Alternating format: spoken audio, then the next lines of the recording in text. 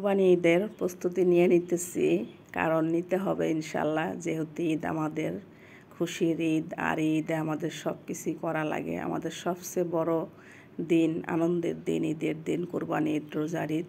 তো গরুর ভুঁড়িটা কেটে পরিষ্কার করে ধুয়ে পিস পিস করে এখন গরম পানিতে দিব, দিয়ে ঠান্ডা পানিতে দিয়ে একদম ভুঁড়িগুলা চামিচের সাহায্যে পরিষ্কার করে নেব।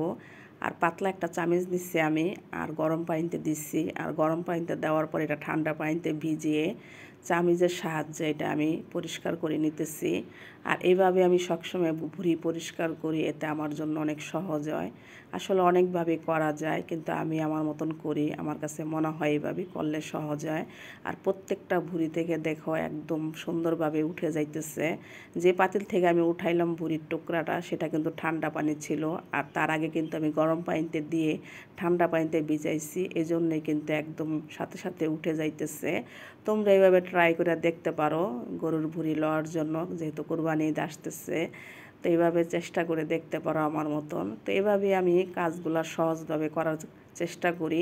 আর এটাই আমার ইউটিউব চ্যানেলে ফার্স্ট পেজে শেয়ার করি।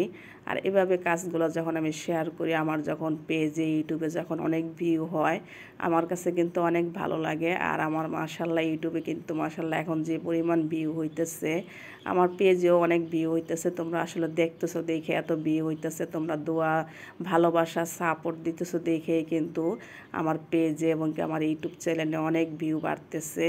তা আসলে এটা সম্ভব হইতো না, এটা তোমাদের জন্যই সম্ভব হয়েছে, তোমাদের দোয়া, ভালোবাসার সাপোর্টে। আর এইভাবেই দোয়া, ভালোবাসা দিয়ে, সাপোর্ট দিয়ে আমাকে এগিয়ে নেবা। এই তো গরুর ভুঁড়িটা পরিষ্কার করে রেডি করে ফেললাম। তো সবাই ভালো থাকো, সুস্থ থাকো, আল্লাহ হাফেজ।